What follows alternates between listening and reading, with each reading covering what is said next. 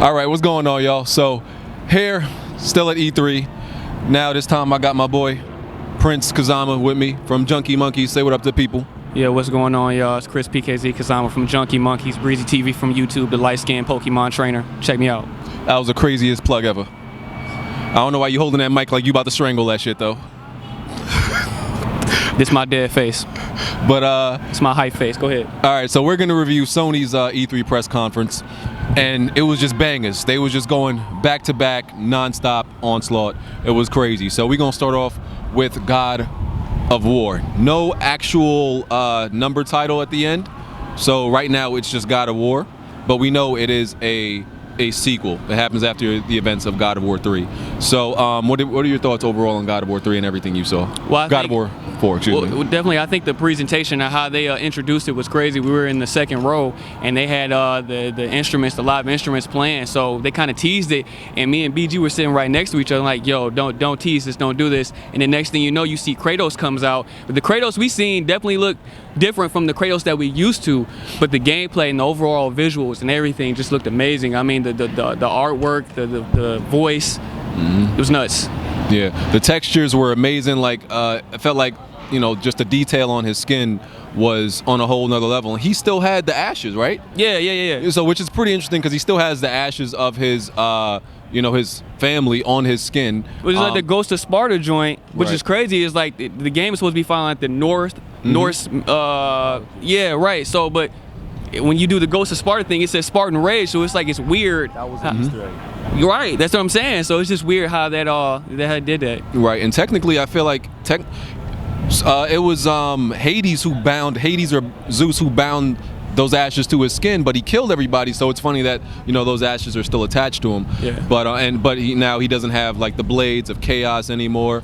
And we got to see it's a more humanized Kratos because he's taking care of a child. We don't know if it's necessarily his actual child. We know he talks about the child's mother from time to time. Yeah, I think when he was telling him, he was talking to the boy, he said, you know, this is your mother's knife. You know, you got to prove to see if you're ready and shit like that. So yeah. I wanted to know, was that the same voice actor?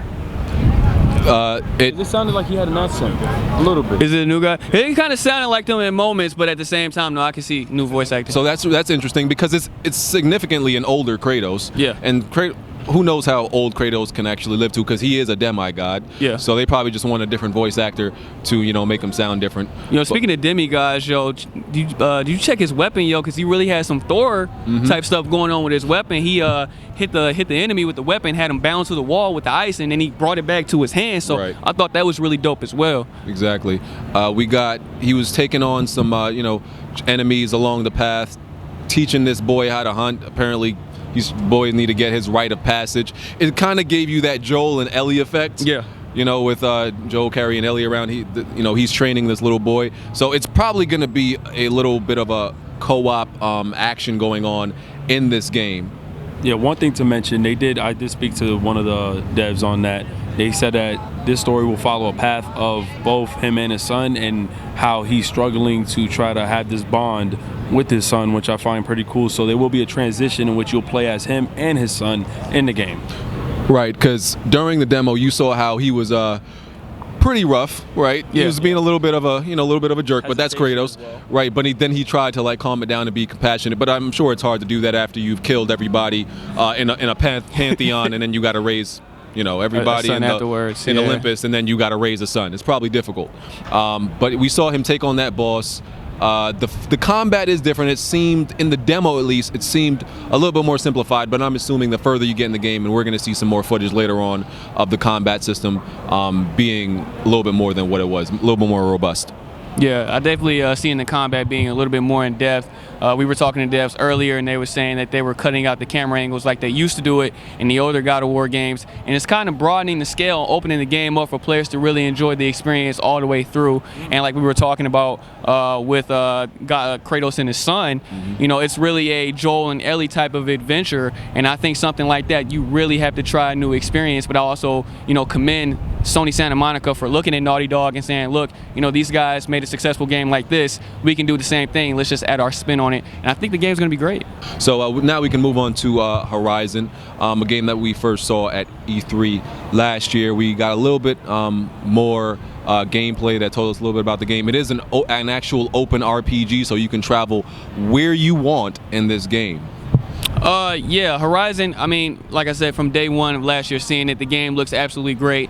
They got a great team behind it, Guerrilla. We're really cool with those guys, and, you know, they gave us a few details about Horizon, and it's a great game. We actually got a hands-on demo after watching the presentation, and I can tell you, even though the controls seems kind of simplified to a couple other games, it's going to be a really in-depth RPG system with this game that I think players will enjoy and appreciate. Right, and we got to actually play it hands-on, and it's a real intuitive game, especially after watching so many demos of it. You know, I got in there and I was able to take down one of the mounds really easily with the rope caster, and then I hacked it and just was riding around. So it's really easy to catch on to and play. Yeah, I have to agree. The thing that I really love about this game is the detail and the textures on the characters and the enemies as well. There's not many characters or enemies in this game that looks the same, and that shows that the developer really went in and gave everyone their own significant, unique personality, even the enemies. So it's great. There's going to be a few different mech types, so the game's just definitely going to be interesting. Yeah. The story should be good because I believe they got one of the writers from Fallout to write for this story. I believe, if I'm not mistaken. And of course, it's Guerrilla Games. One of the things they really excel at are visuals, and this game definitely looks amazing. Even the frame rate, I would say, is solid. They still got a little bit more work to do on it, but it was pretty stable. What do you think, sir? Yeah, well, seeing that it's going 1,000 years into the future, it's kind of cool to see that Guerrilla Games kind of did this twist to having a futuristic game, but with using features of like the Stone Age period. So you still have a bow. I'm hyped to see that. You know, they have as you mentioned before, the mechs in the game actually carry cargo. You have different mechs that carry stuff for you to craft and stuff. So I like that system as well. It seems to be like a nice survival mixed with like an action RPG. So I'm hyped to actually see it. I mean, we played twice. I thought it was a great game. I want to get some more depth into it. But honestly, I think it's going to be a great experience. Right. So now, Days Gone, a new IP from Sony Bend. This is what they've been working on. We actually got an extended look at this game, and in the extended look that we saw, he actually went a different path than what all of you saw at the E3 demo. So it wasn't just one set path that he could have went on top, where he went past the bridge and he just got surrounded by all these zombies, I guess they are. Yeah. They actually showed us he went a different path. Ultimately ending there, but yeah, it's a more open game than they showed you. I believe one of the devs even said that your bike is a key. It's a vital tool. Yeah, vital tool in the game. Yeah, you hold your inventory there, and there's a certain limit of what you can take in each area. So it's not like your character just has like infinite pockets or anything like that. You know, your bike is in your inventory, and you decide what to take at each area. So what do you think about that? Yeah, I think the thing that I really liked about Days Gone is, from seeing it from the PlayStation briefing to looking at the extended demo, and a thing that a lot of the PlayStation first-party studios have really been working on is giving a lot of these gamers choices within the game. We've seen it in Horizon, we've seen it in Uncharted, and now we're seeing it in Days Gone. And with him playing the game, he actually went a different route, and showed gamers that, just because we did it this way in the PlayStation conference, you can do it this way, but every choice you make will have a different outcome, and I think that's great. Yeah, I'm liking the concept of taking the bike and everything. It's I would say it's somewhat of a new concept. It is reminiscent of other games we have played in tone and concept and everything like that. The visuals do look good. The game is still obviously in early development because probably most of you saw it that it was a little bit choppy during the demo. The frames kind of dropped a little bit when we seen a lot of the undead. Kind of surrounding them. This is one of the games that I think is really going to take advantage of PlayStation Neo because just the amount of enemies is going to take up a lot of CPU. There's a lot of things going on screen. So I think PlayStation Neo, this game is obviously going to come out way after that. So I think this game will benefit from that. Definitely. So Honestly, like the guy said before, I think what's even better about this game is that it's not only just your character that plays a role, but what you're equipped with. So what they mentioned before is that the bikes play a huge role in this game.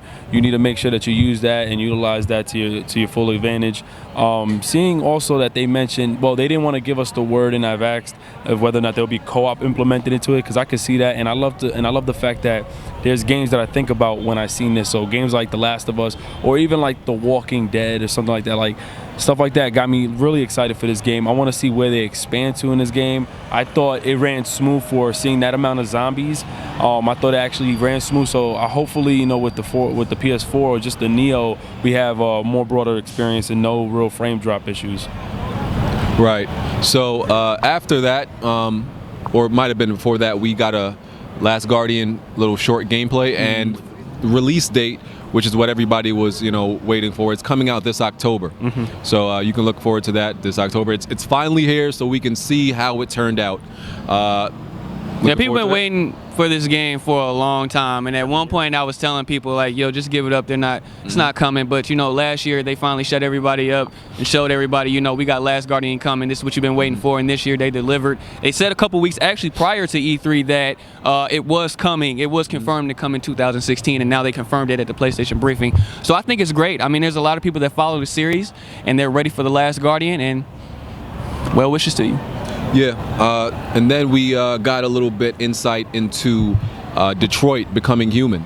So this is going to be a game that has obviously multiple paths that have all different consequences and ramifications depending on what actions you choose, which is what David Cage games and Quantum Dream games are known for. They usually base a lot of their games on that, and I think with every Quantum Dream game they just get better and better. I mean, a lot of people, when Heavy Rain came out, it was kind of a mixed response from the public, but I think it was very acclaimed. But every game, like I said, from Heavy Rain, Beyond Two Souls, which is my favorite game from Quantum Dream, and now with Detroit Becoming Human, I mean the art style, everything about it, man, it just get better. So I think David Cage is on top of his game, and I think Detroit will be good. Yeah. So then we had a couple of VR sections, because what was interesting and what I liked is Sony didn't bore us with the demonstrations of VR. They just decided to just show us the VR games,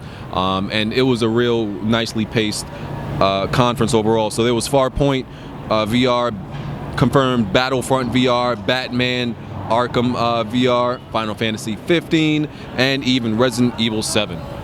So what do you think about the whole VR section and catalog? And we've been trying a lot of VR since we've been here all week, and I must tell you, listen, if you are not planning on picking up a PlayStation VR, you might want to reconsider. They have a lot of games here that are very immersive and that are taking over genres that have been taken over or held down for a long time. I personally tried Farpoint. Definitely a great first-person shooter, virtual headset experience. Resident Evil 7, scary as hell. And VR, we tried out Rigs, that was great. But I think it's great, and I've been saying it for a long time. Sony needs to get their first-party studios involved with their technology like this. That's the way it's gonna shine. Right. And then after that, they did a little bit of fan service and gave people what they've been asking for in somewhat of a way. Yeah. Crash Bandicoot 1 to 3, and 3 was warped. Yeah, 3 was warped. Yeah, 1, 2, and 3 remastered, and it's also coming to Skylanders. I was actually doubtful. I was like, Sony is not going to do it. Most people wanted an actual new game. Yeah. They didn't give us that, but they gave us remastered. Probably.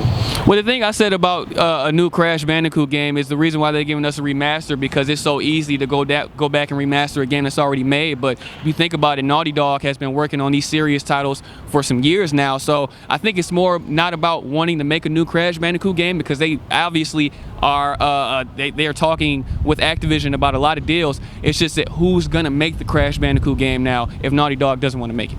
Right. Spider-Man by Sucker Punch. This was one thing I doubted. No, Insomniac. Sorry. Very impressed. So it was something I actually doubted, because I didn't think like their talents would be, used to make a Spider-Man game. But a lot of people have been wanting a Spider-Man game for quite a while now. A good Spider-Man game, because it's been a few generations. Yeah, it's been a while. What was the last Spider-Man game that came out? Oh man, Spider-Man Amazing Spider-Man 2. Oh, Amazing Spider-Man 2. Okay, got you. The last good one might have been that I played was probably on PS1. Some people said Web of Shadows on PS3 was good though. Yeah, I haven't played a Spider-Man game since like Spider-Man 3, and like was in 2007. And yeah, like I said, I think with this Spider-Man game and Insomniac making it, it might just turn out to be one of those games like Batman Arkham Asylum, where they just take the Batman and the whole universe around that and just explode it and blow it up. I mean, everybody loves Spider-Man already, but if you can make a good Spider-Man game that people really love, it'd be awesome.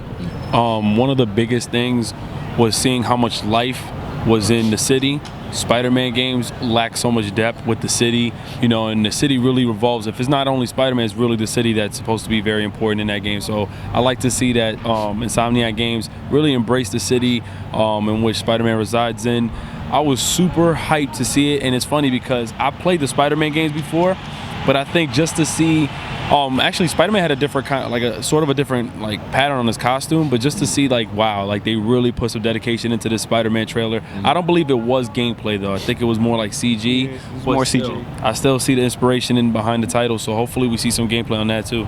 Right, and you know, I saw some authentic Spider-Man movement, so that looked really cool.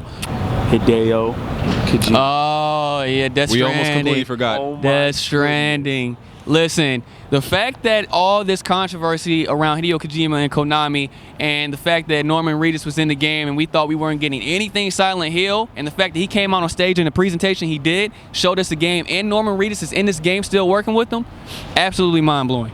Absolutely. Yeah, so Sony definitely did their thing. A lot of people went crazy when Hideo came out. A lot of people are going to look forward to his game. It's going to be probably a strange, unique game because it is Hideo. That's what he does. Didn't expect to see him come out this soon because the game is probably still very early, and it was interesting to see that he's still working with Norman Reedus after PT got canceled and failed, didn't work out with Konami and everything like that. So yeah, that's Sony's press conference. In my opinion, I think it was number one, and yeah, it was great. Probably one of the best conferences just in E3 history, definitely in a long time, and definitely easily Sony's best press conference in a long time. Oh yeah.